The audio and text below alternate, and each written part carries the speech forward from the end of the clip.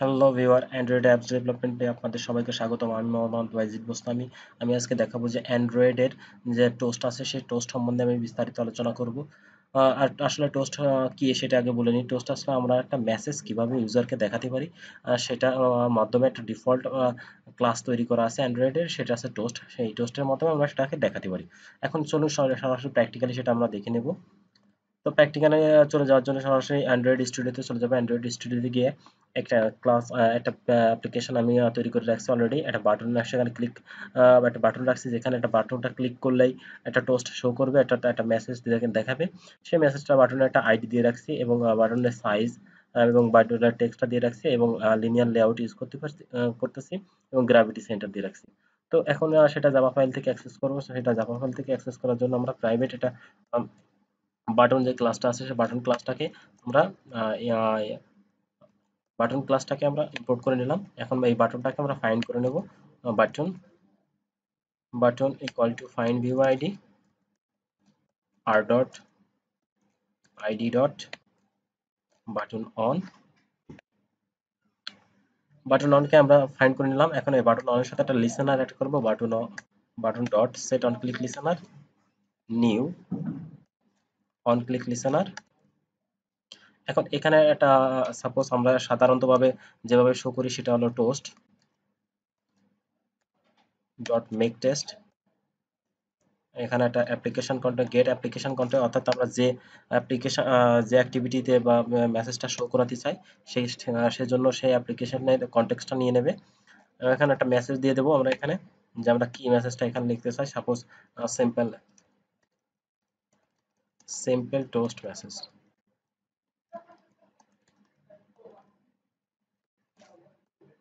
এর লেন্থটা আমরা দিয়ে দিতে পারি টোস্ট ডট শর্ট। ফাইনাল এটাকে শো করে দিতে পারি শো। তো এখন যদি প্রোগ্রামটা চালাই তাহলে দেখা যাক।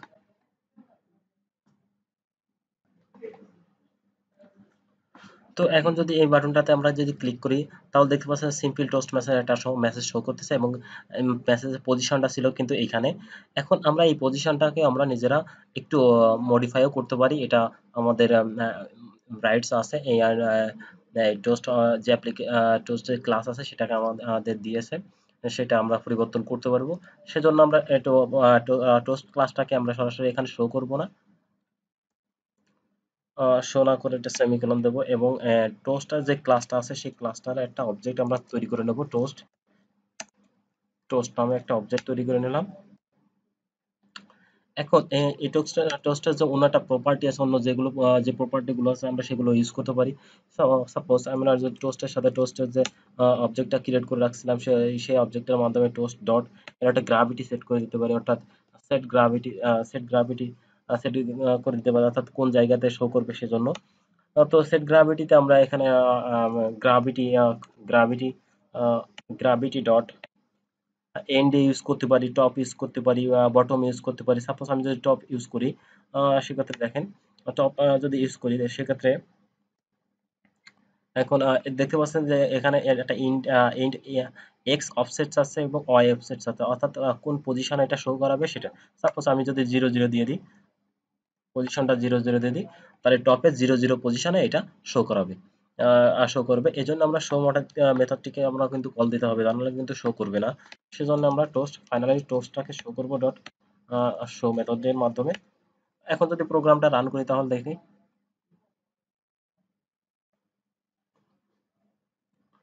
তো এখন যদি বাটনটায় ক্লিক দিই তাহলে আমরা দেখতে পাবো মেসেজটা উপরে শো, টোস্টার উপরে শো করতে টপে। এখানে আপনারা টপ দিতে পারেন, লেফট দিতে পারেন, রাইট দিতে পারেন, সেন্টার দিতে পারেন, বটম দিতে পারেন। সাপোজ আমি এখানে যদি আমি আরেকটা এক্সাম্পল দিয়ে দেখাই যে সেন্টার ইউজ করি, সেক্ষেত্রেও দেখেন এটা সেন্টারে 00 পজিশনে। দেখো এই পজিশন আপনারা যদি চেঞ্জ করে দেন চেঞ্জ করে দিতে পারবেন, কোনো সমস্যা হবে না। আমি সেন্টার দিয়ে আরেকবার একটা ট্রাই করে দেখাচ্ছি, রান করি। তো এই বাটনটা যদি আমরা ক্লিক করে দেখতে পাচ্ছেন এই বাটনের উপরই সেন্টারে শো করতেছে মেসেজটা। এখন এই টোস্টের অন্য আরো যে কতগুলো প্রপার্টি আছে আমি সেগুলো দেখাবো, সে সম্বন্ধেও আলোচনা করব। এখন যদি আমরা এই টোস্টের একটা দেখতে পাচ্ছেন এখানে একটা মেসেজ আছে।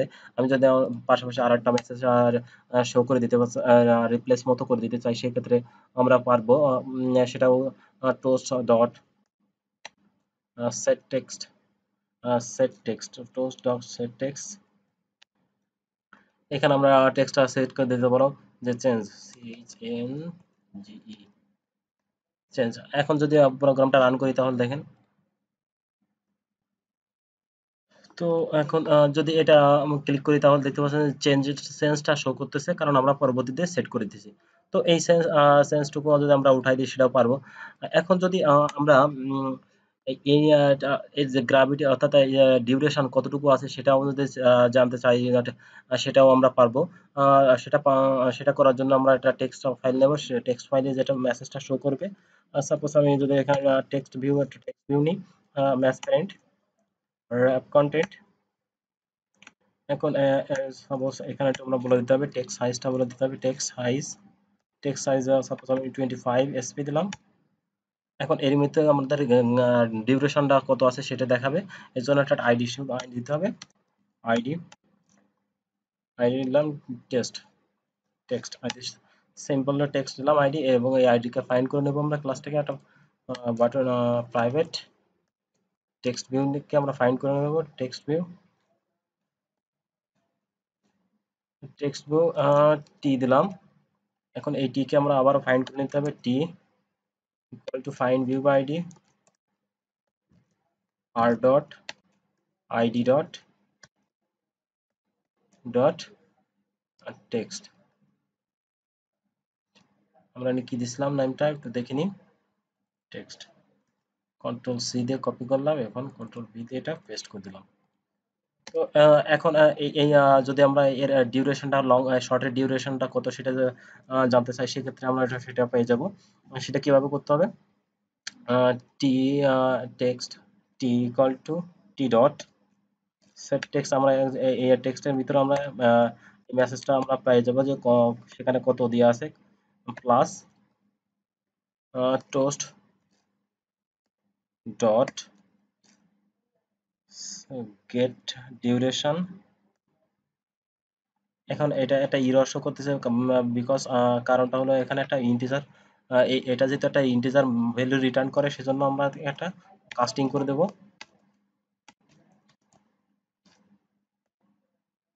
এখন আমরা এটা রান, যদি প্রোগ্রামটা রান করি তাহলে দেখতে পাবো।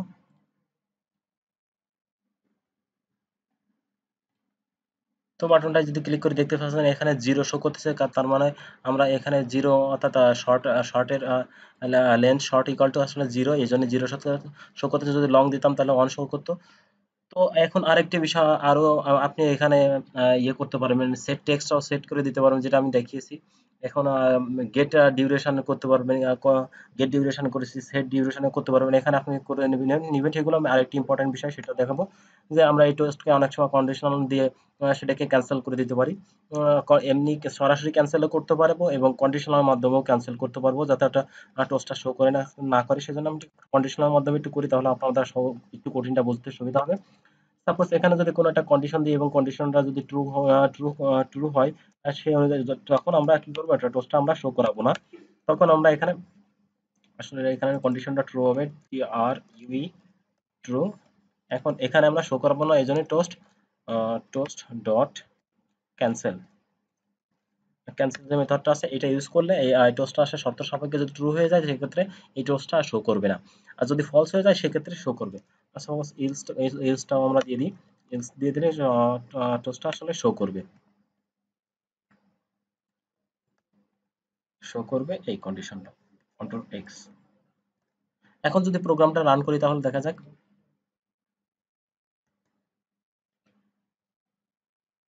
তো বাটনটা ক্লিক করে দেখতে পাচ্ছেন জিরো কিন্তু কোনো মেসেজ শো করতেছে না, কারণ আমরা এখানে শর্ত সাপেক্ষে ট্রু দিয়ে দিয়েছিলাম, এই জন্য ক্যান্সেল হয়ে গেছে। এখন যদি আমরা ফলস দিই, ফলস, এখন যদি রান করি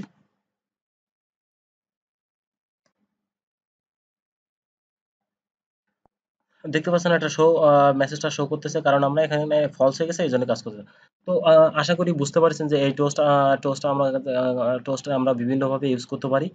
তো দেখা হবে পরবর্তী টিউটোরিয়ালে নতুন কোনো টপিক নিয়ে। আশা করি সেটা কাস্টম টোস্ট হবে, এবং কিভাবে এই টোস্টের মাধ্যমে আমরা কোনো ইমেজ শো করতে পারি, নিজেদের মতো করে সাজিয়ে শো করতে পারি সে বিষয়ে। তো ধন্যবাদ, দেখা হবে পরবর্তী টিউটোরিয়ালে।